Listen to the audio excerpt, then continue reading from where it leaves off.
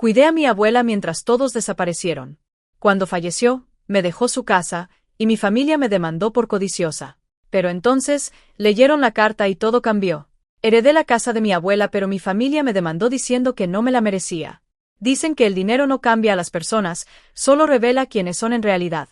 Cuando heredé la casa de mi abuela, no imaginé que mi familia me demandaría alegando que no me la merecía, después de haberme ignorado durante años. Pero todo cambió el día que leyeron la carta que ella me dejó. Me llamo Andrea, tengo 32 años y crecí en una familia donde el amor siempre fue condicionado. Mi madre me tuvo muy joven y nunca se sintió preparada para criarme, así que fue mi abuela Aurora quien me enseñó lo que era un abrazo sincero, una comida caliente servida con cariño y palabras de aliento cuando nadie más creía en mí. Mientras mi madre y mis tíos perseguían sus propios intereses, era yo quien pasaba los veranos pintando las paredes con ella, regando las plantas del jardín, subiendo a ese altillo lleno de antigüedades que olían a historia. Esa casa era mucho más que paredes, era un refugio donde por fin me sentía vista. Cuando cumplí 22, mi abuela tuvo un derrame cerebral. Nadie quiso hacerse cargo. Mis tíos vivían demasiado lejos y mi madre no tenía tiempo. Así que sin pensarlo, dejé mi primer empleo y me mudé con ella para cuidarla. Aprendí a cocinarle su sopa favorita, a leerle libros en voz alta cuando ya no podía sostenerlos, y a calentarle las manos cuando los inviernos eran crueles con su piel frágil. No fue un sacrificio. Fue un privilegio. Durante 6 años, viví en esa casa como su enfermera, su nieta y su única compañía. Me encargué de mantenerla viva, a ella y al hogar. Pero cuando falleció, todo cambió. 3 días después del funeral, sin siquiera una llamada previa, mis tíos y mi madre llegaron a la casa. Ni flores habían llevado al cementerio, pero aparecieron con una actitud que no entendí. Uno de ellos, mi tío Rogelio, fue directo. Venimos a ver qué hay que repartir, dijo, como si habláramos de un botín. Me quedé en shock. Apenas podía dormir y ellos ya estaban hablando de dividir muebles, vender antigüedades y, claro, poner la casa en venta. La casa no se vende, respondí con firmeza. Se hizo un silencio incómodo. Mi madre me miró con los ojos entrecerrados y supe que lo que venía no iba a ser bonito. ¿Y tú por qué decides eso? Esa casa le pertenece a todos. No, dije temblando, pero sin retroceder. La abuela me la dejó en el testamento. La notaría tiene el documento. Me corresponde a mí. Mi madre se rió como si hubiera dicho una tontería. No digas estupideces. ¿A ti? ¿Por qué a ti? No respondí. La respuesta la sabían bien, porque fui yo quien estuvo, cuando nadie más quiso estar. Una semana después, recibí una carta de un abogado. Mis tíos y mi madre estaban impugnando el testamento. Alegaban que la abuela no estaba en plenas facultades mentales cuando lo firmó y que yo me había aprovechado de su estado. Fue como una puñalada en la espalda. Pasé de ser la nieta que cuidó a la abuela a ser la manipuladora que se quedó con la casa. Los chismes comenzaron a rodar por la familia. Algunos primos me dejaron de hablar. En redes sociales, uno de ellos incluso escribió que el karma siempre se encarga de quienes roban lo que no les pertenece. Yo estaba devastada, pero también furiosa. Habían ignorado a la abuela en vida y ahora querían su casa, sus recuerdos, como si fueran monedas que se reparten al azar. La abogada que llevaba mi caso me pidió toda la documentación, recibos, notas, el testamento, cualquier prueba. Y entre los papeles encontré algo que nunca había visto antes. Un sobre amarillo, con mi nombre escrito a mano, en esa caligrafía torcida que mi abuela tenía en sus últimos años. Temblando, lo abrí. Mi Andrea querida, si estás leyendo esto, es porque ya no estoy. No quiero que llores, mi amor, porque me fui en paz. Y me fui sabiendo que mi vida valió la pena, porque tú estuviste conmigo hasta el final. Esta casa es tuya. No solo porque así lo decidí legalmente, sino porque tú la hiciste hogar. Tú la cuidaste cuando todos me dejaron sola.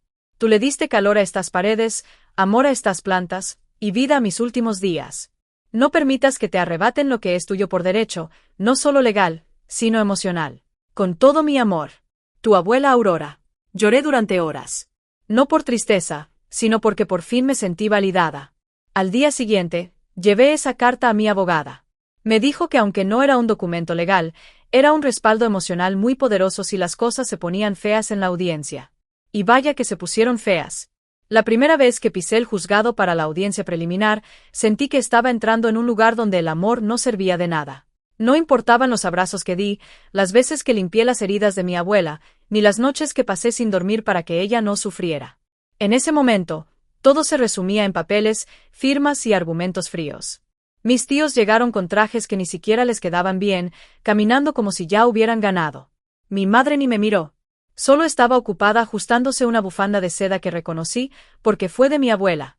Sí, la misma que habían ignorado durante años, ahora era una excusa para presumir. Su abogado, un hombre de sonrisa torcida y voz arrogante, empezó con todo. Su señoría, lo que tenemos aquí es un caso de manipulación emocional. Mi clienta, la señora Mariana, mi madre, junto con sus hermanos, desean que se revoque este testamento por considerarlo ilegítimo. ¿Ilegítimo? Repetí para mis adentros. Lo único ilegítimo es el amor que fingieron sentir después de su muerte. Yo no hablaba mucho. Mi abogada lo hacía por mí, pero por dentro sentía que se me desgarraba el alma. Presentaron argumentos bajos, que la abuela tenía lapsos de confusión, que a veces se olvidaban nombres, que yo no trabajaba porque vivía a costa de ella. ¿Y saben qué era lo peor? Que todo eso sonaba creíble, si no conocías la verdad. Mi abogada presentó el testamento certificado, los informes médicos que confirmaban que mi abuela estaba lúcida cuando firmó, los recibos de compras a su nombre, las cámaras de seguridad del banco donde firmamos el documento. Yo no había hecho nada mal. Nada. Pero me sentía culpable por tener que defenderme de algo tan cruel. En el receso, me crucé con mi madre en el pasillo. Esto no es personal, Andrea, me dijo, bajando la voz como si fuera la víctima. Es solo que tú no eres la única nieta. Todos merecen algo. La miré fijamente. ¿Y dónde estaban todos cuando la abuela necesitaba que le cambiaran los pañales? ¿Cuándo lloraba en las madrugadas? ¿Cuando yo tuve que vender mis cosas para pagarle una silla de ruedas nueva? Ella se encogió de hombros. Como si lo que decía no tuviera ningún valor. Hiciste lo que cualquier buena nieta haría. ¿Y tú? ¿Dónde estabas tú, mamá? No respondió. Solo se fue. La siguiente semana fue más intensa. Uno de mis tíos presentó un video casero donde la abuela confundía su nombre con el mío. Decían que era prueba de su deterioro mental.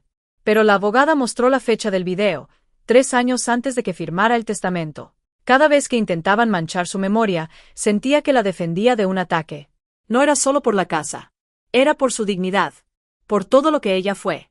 Entonces llegó el día en que mi abogada sacó la carta. Señoría, dijo con firmeza, sabemos que esta carta no es un documento notariado, pero pedimos que se incluya en el expediente como evidencia complementaria. Fue escrita por la señora Aurora de su puño y letra. Aquí está el análisis grafológico que lo confirma. Todos en la sala enmudecieron. Con su permiso, deseo leerla en voz alta. El juez asintió. Mi corazón latía tan fuerte que apenas escuchaba las primeras líneas. Pero cuando mi abogada terminó de leerla, sentí como si la abuela estuviera ahí, sentada a mi lado, con su mano suave sobre la mía. Mi madre rompió en llanto. Pero no era culpa, era rabia. Sabía que eso les quitaba el control. Sabía que ya no podían pintarme como una ladrona. Los días siguientes fueron duros. Mi familia empezó a llamarme por teléfono, mandarme mensajes, incluso amenazas disfrazadas de consejos. Haz lo correcto, Andrea, me escribía mi prima. No seas egoísta. No necesitas una casa tan grande para ti sola. No respondí. ¿Dónde estaban cuando no tenía ni para un taxi mientras cuidaba a la abuela? ¿Dónde estaban cuando pasaba cumpleaños solitarios para que ella no se sintiera sola? Mi abogada me recomendó mantenerme en silencio. El juicio estaba cerca de concluir y la jueza, una mujer de rostro serio pero ojos justos, había pedido un último día de presentación de testimonios. Mi madre quiso hablar. La escuché subir al estrado con sus tacones elegantes, su maquillaje perfecto. Y su discurso también estaba bien ensayado. Yo solo quería una familia unida, dijo, pero mi hija nos excluyó a todos. Se apropió de nuestra madre y luego de la casa. Eso no es justo. Me ardió el pecho. No por las palabras, sino por el descaro. Entonces la jueza me pidió hablar. Mi abogada me miró. Podía negarme, pero decidí que ya era hora. Me levanté. Caminé hasta el estrado con las manos temblorosas. Respiré hondo y hablé con la voz que mi abuela me enseñó a usar cuando nadie más me escuchaba. Yo no me apropié de nadie. Mi abuela no era un mueble para compartir ni una cuenta de banco. Era una persona. Una que todos abandonaron y que solo yo acompañé hasta el final. La cuidé por amor, no por una herencia. Nunca esperé nada. Pero ella quiso darme algo. No solo una casa. Me dio su confianza. Su legado. Y no permitiré que lo pisoteen. La sala quedó en silencio. Mis palabras no buscaban convencer, buscaban honrarla. El juicio llegó a su fin el viernes por la tarde. El juzgado estaba lleno, aunque nadie de mi familia se acercó a saludarme. Se sentaron juntos, como un bloque unido por el interés, no por el amor. Yo me senté sola, con mi abogada a un lado y el corazón latiendo como un tambor de guerra. La jueza pidió silencio y todos obedecimos al instante. Abrió una carpeta, leyó los documentos y comenzó a hablar con una voz clara, pausada. Este tribunal ha analizado el testamento legal, los informes médicos y las declaraciones de ambas partes. También ha considerado la carta presentada, su autenticidad y los años de convivencia y cuidado de la señorita Andrea hacia su abuela Aurora. Me sudaban las manos. Casi no podía respirar. Declaro que el testamento es válido. La señora Aurora otorgó la propiedad de su casa legalmente a su nieta Andrea, y no existen pruebas suficientes para anular dicha decisión. Se desestima la demanda. No entendí de inmediato lo que pasaba. Mi mente repitió las palabras como un eco lejano. Se desestima, se desestima. Mi abogada me tocó el brazo con una sonrisa. Ganaste, Andrea. Sentí un nudo en la garganta. No grité, no lloré, al menos no allí. Solo me llevé las manos a la cara y respiré profundo. La justicia no solo se había hecho, se había sentido. Del otro lado, la reacción fue muy distinta. Mi madre dio un golpe en la banca y murmuró «Esto no se va a quedar así», mientras se ponía de pie. Mi tío Rogelio discutía con su abogado. Mi prima salió llorando del recinto como si ella fuera la víctima. Nadie se me acercó. Nadie me dio la mano. Solo me miraban como si yo hubiera robado algo que les pertenecía. Pero yo sabía la verdad, nunca lucharon por la abuela. Solo por lo que dejó. Esa noche volví sola a casa. Caminé por el pasillo, abrí la puerta del jardín, me senté junto al rosal que plantamos juntas y dejé caer el llanto que había contenido durante semanas. No era tristeza. Era alivio. Era el peso de años de silencio soltándose por fin. En los días siguientes, todo fue aún más revelador. Me llegaron mensajes llenos de veneno. Disfruta lo que no te ganaste. Mi mamá dice que la abuela estaba senil cuando firmó eso. Eres una interesada disfrazada de mártir. Pero también llegaron otros. Uno de mis primos, que había estado callado todo este tiempo, me escribió. Lo que hiciste por la abuela fue admirable. Lamento no haber estado a la altura. Y una vecina de mi abuela, una señora llamada Meche, me tocó la puerta con una caja de recetas. Tu abuela me pidió que te las diera si algo le pasaba. Son todas las recetas que ella amaba cocinar contigo. Dijo que nadie más las valoraría como tú. Casi me deshago en llanto ahí mismo. Una tarde, mientras barría el patio, llegó mi madre. Sin avisar. Sin llamar. Entró como si aún tuviera algún derecho. Vengo por unas cosas que eran mías, dijo, seria, con los ojos ocultos tras unas gafas oscuras. Le indiqué que todo lo que no era mencionado en el testamento podía ser reclamado, pero que no aceptaría discusiones ni dramas. ¿Eso te enseñó la abuela? ¿A ignorar a tu madre? No, respondí, sin alzar la voz. Me enseñó a poner límites. Guardó silencio. Se notaba que esperaba otra reacción de mí. Un grito. Una súplica. Un perdón inmerecido. Lo único que quería era un poco de respeto, dijo ella antes de irse. Y yo me quedé pensando, ¿respeto? Después de intentar arrebatarme lo único que me sostenía emocionalmente, esa visita me hizo entender algo. Toda mi vida había intentado ser vista por mi madre. Ser suficiente. Ser digna de su amor. Pero ese día, por primera vez, dejé de buscar su aprobación. Yo ya me había elegido. Y eso era más que suficiente. Con el tiempo, transformé la casa en algo nuevo, sin borrar lo que fue. Restauré la habitación de mi abuela y la convertí en una biblioteca en su honor. Planté nuevos rosales en el jardín y colgué la carta que ella me escribió en un marco de madera, justo en el recibidor, para que cada persona que entrara supiera que esa casa fue mía por amor, no por codicia. Empecé a abrir talleres de escritura para mujeres mayores de la comunidad, muchas de ellas abandonadas por sus propias familias. Quise devolver al mundo un poco del amor que mi abuela me dio, y transformar el dolor en algo útil, en algo real. Y así fue como entendí que no heredé solo una casa. Heredé un legado. Los meses pasaron. La historia de la casa dejó de ser un escándalo familiar y se convirtió en una lección de vida para mí. Aprendí que hay batallas que se ganan en silencio y otras que se vencen simplemente resistiendo de pie. Esta fue una de ellas. Mi familia siguió dividida. Mi madre no volvió a visitarme. Mis tíos desaparecieron del mapa. Algunos primos me bloquearon. Y aunque al principio dolía, poco a poco dejé de sentir esa necesidad de reparar lo que nunca estuvo completo. Un día, encontré entre los papeles viejos de la abuela una caja con fotos. Eran de mi infancia. Había imágenes de mí bailando en el patio, haciendo pasteles de lodo, pintando con crayolas. Pero lo más hermoso fue una nota escrita al reverso de una foto mía a los 6 años, sonriendo con un delantal manchado de harina. Decía: Andrea tiene un corazón gigante. Si el mundo no lo ve, no importa. Yo lo veo. Y eso basta. Leí esa frase una y otra vez como si fuera un mantra. Y entendí algo muy profundo.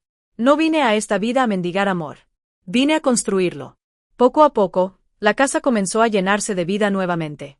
Adopté una perrita que encontré en la calle y la llamé Mora, como la fruta favorita de la abuela. Pinté las paredes de colores suaves, renové los sillones, colgué cuadros con frases que me recordaban mi camino. Y algo hermoso sucedió. Mujeres de la comunidad, adultas mayores que venían a los talleres de escritura, comenzaron a traer plantas, galletas, hasta mantas tejidas. Decían que en esa casa se sentían queridas, protegidas, valoradas. Una de ellas me dijo una tarde: aquí huele a hogar, hija. Eso no lo venden ni en tiendas ni en testamentos. Y tuve que sonreír. Porque sí, eso era lo que yo había heredado, el poder de hacer que alguien se sienta en casa, aunque el mundo allá afuera te diga que no lo mereces. Una mañana, recibí una llamada inesperada. Hola, soy tu madre. Mi corazón se detuvo por un segundo. ¿Qué necesitas? No vengo a pelear, dijo con voz temblorosa. Solo quería decirte que tal vez juzgué mal las cosas. No supe qué decir. Me estoy haciendo vieja, Andrea. Y he estado pensando mucho en la abuela. En ti. En todo. Sé que no fui una buena madre, y tampoco una buena hija. No quiero que me perdones. Solo quiero que sepas que me duele no haberte abrazado cuando más lo necesitabas. Guardé silencio. No porque no tuviera palabras, sino porque mis emociones eran un torbellino. Gracias por decirme eso, le respondí, con honestidad. Yo ya te perdoné hace tiempo. Pero eso no significa que volvamos a lo de antes. ¿Podemos al menos hablar algún día con calma? Tal vez. Cuando yo esté lista. Colgué con el corazón en paz. No fue un final feliz de cuento. Pero fue mi final real. Y eso es más que suficiente. Hoy, miro el cielo cada vez que paso por el jardín y hablo con la abuela. Le cuento que estoy bien. Que la casa sigue viva. Que su receta de pan de plátano sale deliciosa cada vez. Que su carta está colgada en la entrada y que cada persona que la lee siente un nudo en la garganta, porque no fue solo una carta. Fue un escudo. Una armadura. Una caricia eterna. Y si tú que estás viendo este video has vivido algo similar, si te han hecho sentir que no mereces lo que te ganaste con el alma, quiero que sepas esto. No tienes que gritar tu verdad. Solo vivirla con dignidad. A veces la justicia tarda. A veces duele. Pero cuando llega, te abraza con fuerza y no te suelta nunca más. Perdonar no es rendirse. Es liberarte de lo que te hizo daño, para no repetirlo. Es mirar a los que te lastimaron sin odio, pero también sin permitir que vuelvan a romperte. Es amar, sin anularte.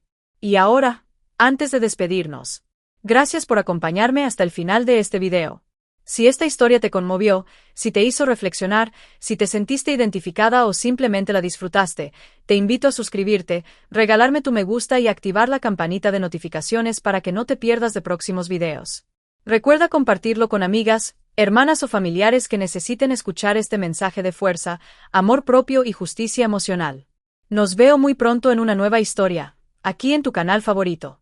Y dime tú, ¿alguna vez has tenido que luchar por algo que era tuyo, pero todos intentaron arrebatártelo? Te leo en los comentarios.